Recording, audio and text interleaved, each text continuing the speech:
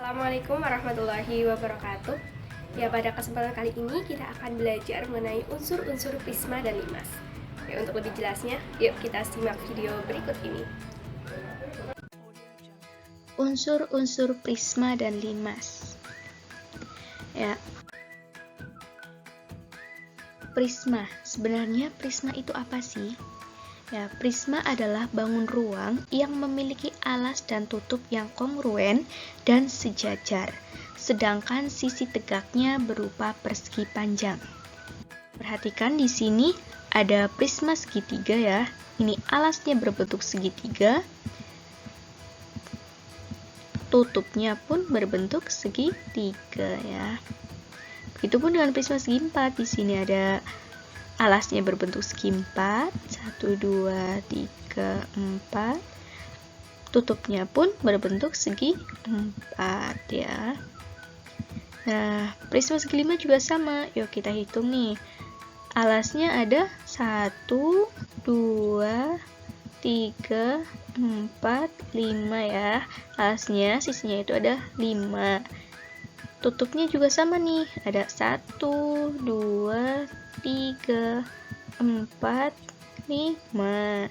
Jadi pada intinya prisma itu adalah bangun ruang yang memiliki alas dan tutup yang kongruen dan sejajar nih. Kongruen dan sejajar. Nah, sedangkan sisi tegaknya itu berupa persegi panjang ya, atau bisa juga persegi ya. Nah, coba nih kita lihat di sini itu sebenarnya persegi panjang ya. Hanya saja ini tampak sampingnya. Ya, untuk selanjutnya ada unsur-unsur prisma. Nah, sebenarnya prisma itu memiliki unsur-unsur apa saja sih?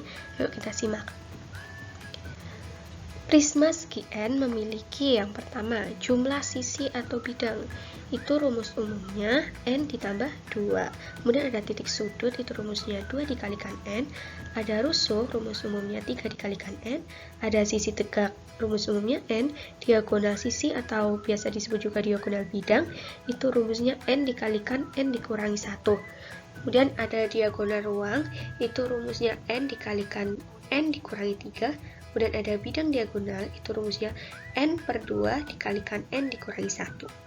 Nah, untuk lebih jelasnya, mari kita aplikasikan ke prisma ini ya. Di sini ada gambar prisma segitiga.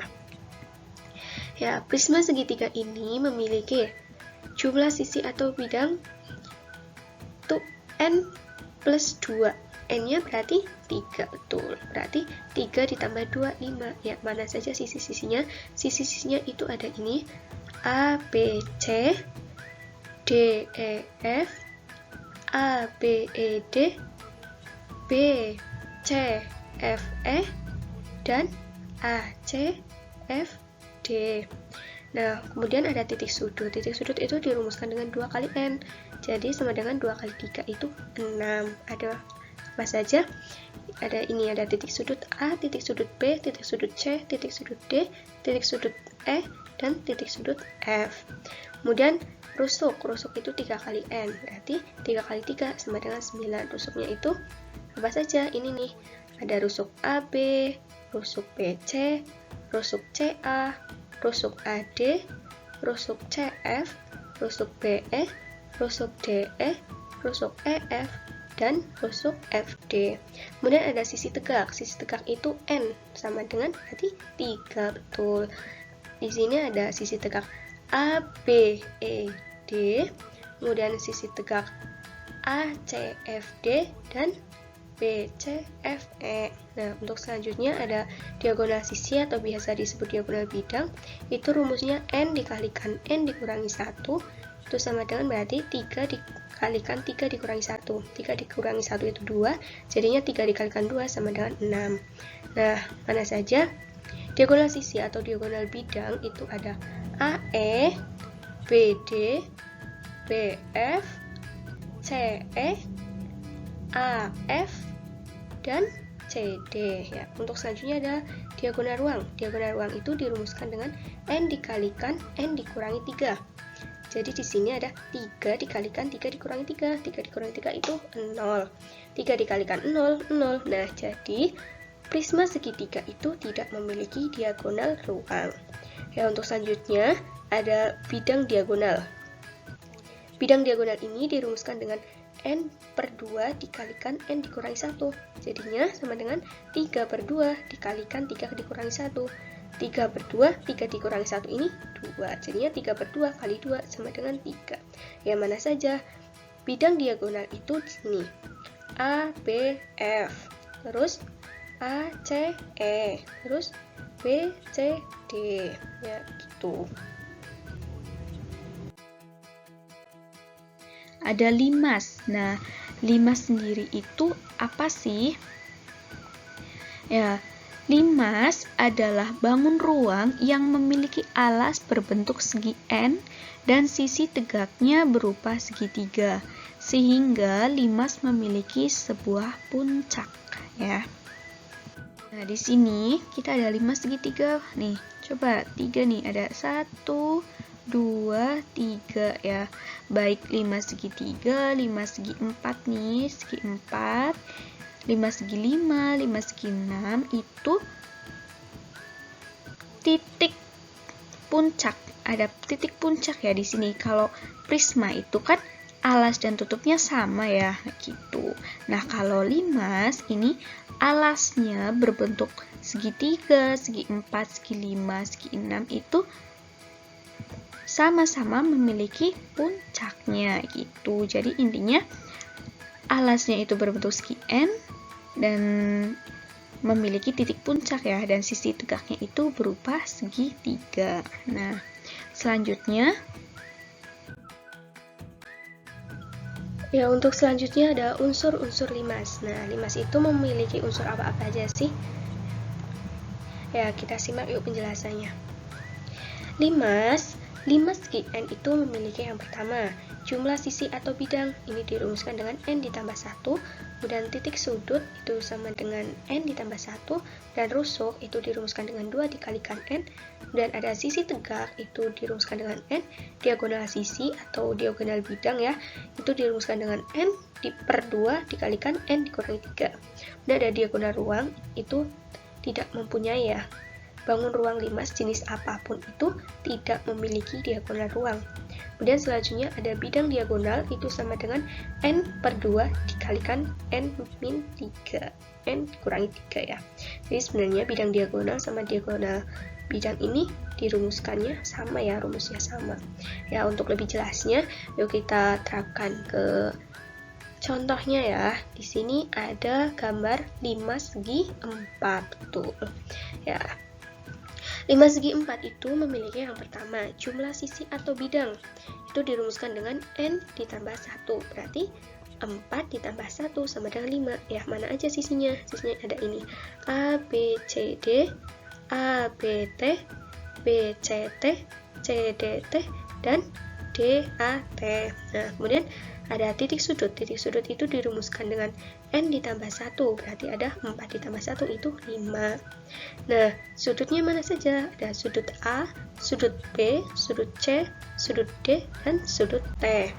Dan selanjutnya ada rusuk. Rusuk itu dirumuskan dengan 2 dikalikan N. Berarti ada 2 dikalikan 4 sama dengan 8. Mana aja? Ini.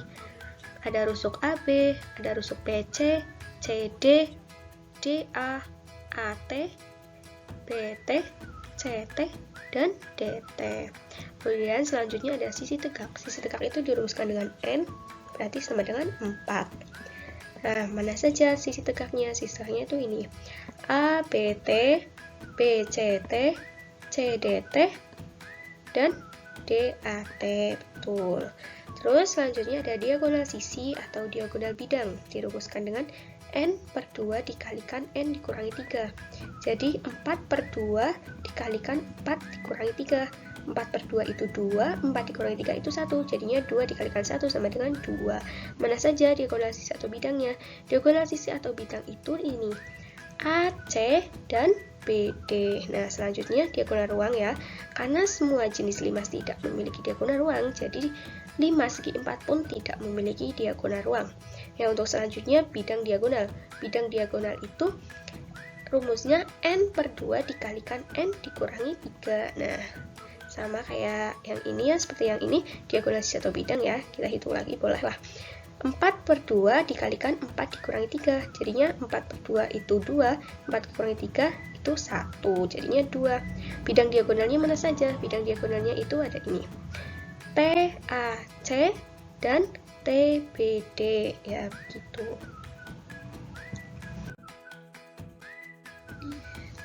Ya, untuk selanjutnya ada latihan soal. Soal yang pertama, Maul disuruh membuat prisma segitiga sama sisi dengan panjang rusuk-rusuk alasnya 3 cm, sedangkan panjang sisi tegaknya 5 cm. Tentukan berapa kawat minimal yang harus disediakan. Nah, langkah penyelesaiannya, sebelumnya kita gambar dulu prisma segitiga ya. Nah, setelah selanjutnya kita tahu nih apa yang ditanyakan. Nah, di sini yang ditanyakan itu berapa kawat minimal yang harus disediakan. Nah, jadi kita mencari panjang kawat minimal. Panjang kawat minimal itu bisa dicari dengan cara menjumlahkan antara keliling alas dengan keliling tutup dan dengan jumlah sisi tegak ya. Nah, keliling alas, di sini alasnya itu berbentuk segitiga dan keliling tutupnya berbentuk segitiga. Ya, masing-masing ya, tentu segitiga itu memiliki 3 rusuk. Nah, rusuknya ini, panjangnya ini 3 cm. Nah, tinggal kita jumlahkan ya.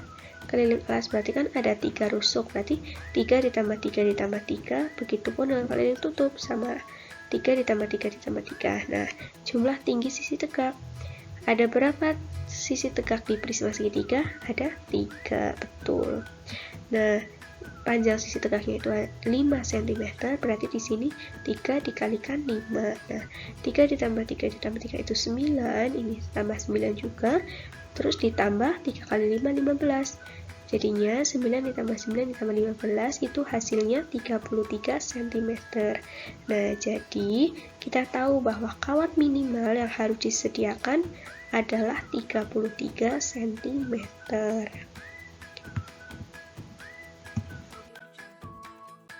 Ya, untuk selanjutnya, nomor 2 itu perhatikan limas T, A, B, C, D.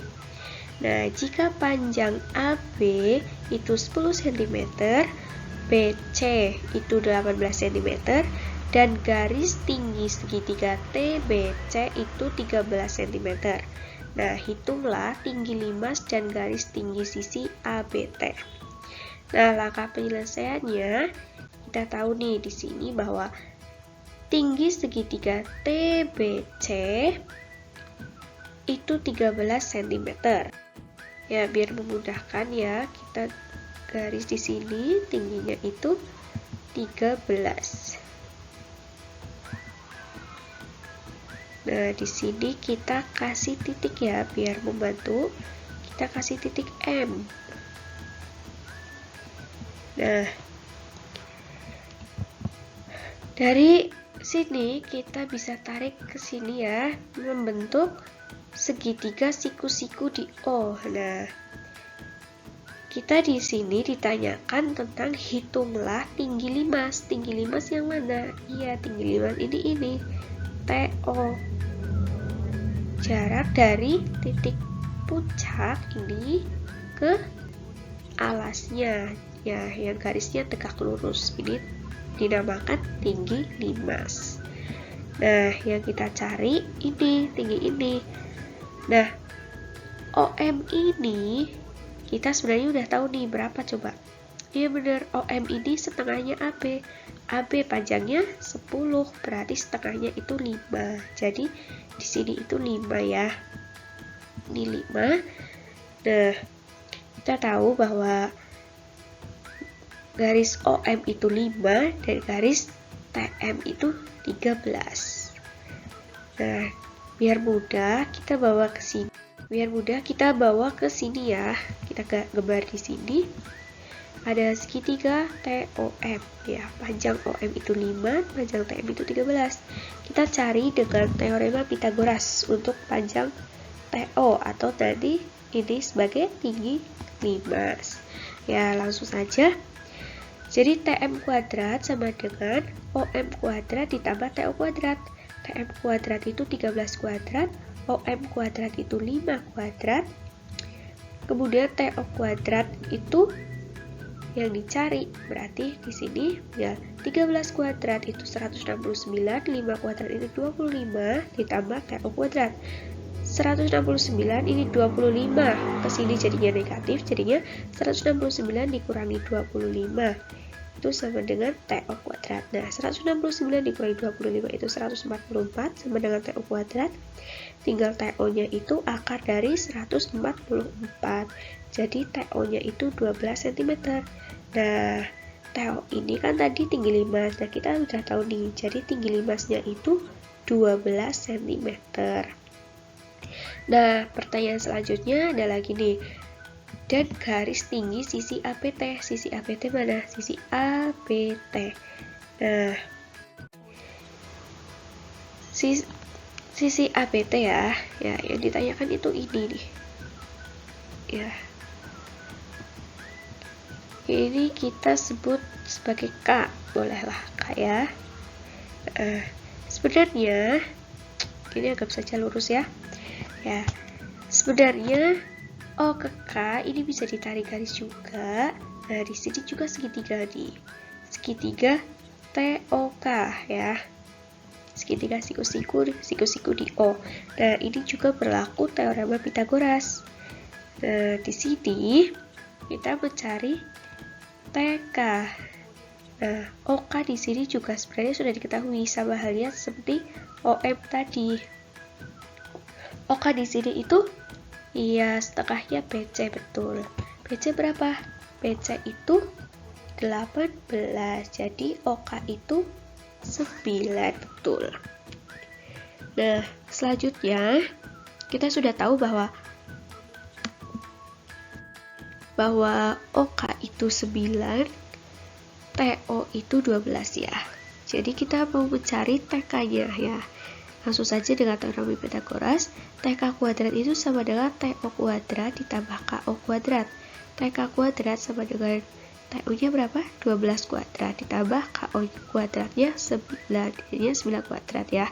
Terus TK kuadrat sama dengan 12 kuadrat itu 144 ditambah 9 kuadrat itu 81.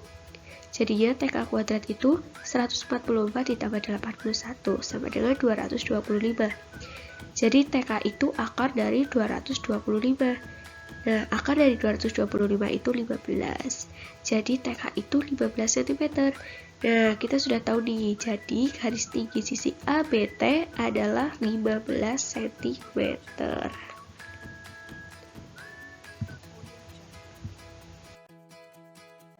Nah, selanjutnya ada yang ketiga, latihan soal yang ketiga, perhatikan gambar prisma segi 6 di samping. Tentukan luas bidang diagonal CELH. CELH. Nah, penyelesaiannya sebelum kita menghitung luas bidang diagonal CELH, kita harus menghitung dulu panjang diagonal bidang CH. Nah, panjang diagonal bidang CH ini dapat dihitung dengan menggunakan teorema Pythagoras. Nah, di sini kita tahu bahwa CH ini merupakan sisi miring dari segitiga CBH. Nah, jika kita pindah nih ke sini biar mudah. Di sini ada segitiga CBH dengan panjang sisi CB itu 8, sisi BH itu 6, sisi HB ya, 6. Kemudian kita mau mencari panjang sisi CH berapa? Nah, di sini kita menggunakan teorema Pythagoras. Jadinya CH kuadrat sama dengan BC kuadrat ditambah HB kuadrat. CH kuadrat ditambah panjang BC-nya tadi 8. Jadinya 8 kuadrat ditambah panjang HB-nya 6 kuadrat. CH kuadrat sama dengan 8 kuadrat itu 64. 6 kuadrat 36. CH kuadrat sama dengan 64 ditambah 36 sama dengan 100. Kemudian di sini CH sama dengan akar 100. Akar dari 100 itu berapa? Ya betul, akar dari 100 itu 10. Jadi panjang diagonal bidang CH ini adalah 10 cm. Nah, kita sudah tahu nih panjang diagonal bidang CH. Nah, artinya selanjutnya kita bisa menghitung luas bidang diagonal CELH. Nah, kita tahu bahwa di sini bidang diagonal CELH ini bentuknya adalah persegi panjang. Nah, luas persegi panjang itu rumusnya panjang kali lebar. Untuk panjangnya CH, lebarnya CE. CH itu panjangnya tadi 10 cm, kemudian CE itu ini sama ya ukurannya dengan CB. CE itu jadinya 8. Jadi 10 dikalikan 8 itu 80. Nah, jadi luas bidang diagonal CELH adalah 80 cm persegi. Ya, untuk selanjutnya asah pemahaman. Di sini ada beberapa soal ya yang bisa untuk mengasah pemahaman. Yang pertama ada soal tentang prisma, yaitu perhatikan gambar prisma segi 5 ini ya, segi 5 di samping ini. Sebutkan unsur-unsur dari prisma segi 5 tersebut. Kemudian yang nomor 2, perhatikan gambar 5 segi 6 di samping. Sebutkan juga unsur-unsur dari 5 segi 6 tersebut.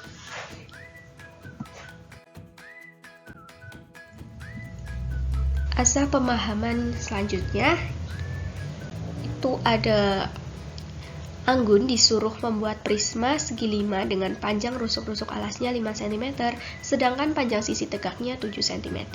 Tentukan berapa kawat minimal yang harus disediakan. Nah, soal selanjutnya ada perhatikan limas T, A, B, C, D di samping ya. Jika panjang AB itu sama dengan 12 cm, panjang BC 12 cm, dan garis tinggi segitiga TBC adalah 10 cm, hitunglah tinggi limas dan garis tinggi sisi ABT.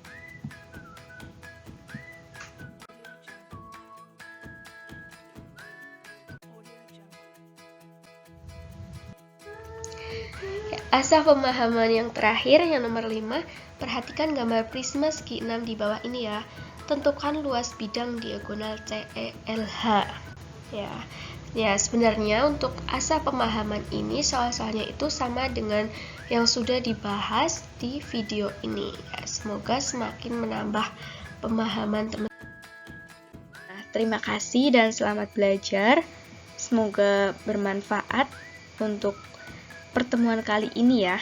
Ya, dari Bu Catur cukup sekian. Wassalamualaikum warahmatullahi wabarakatuh.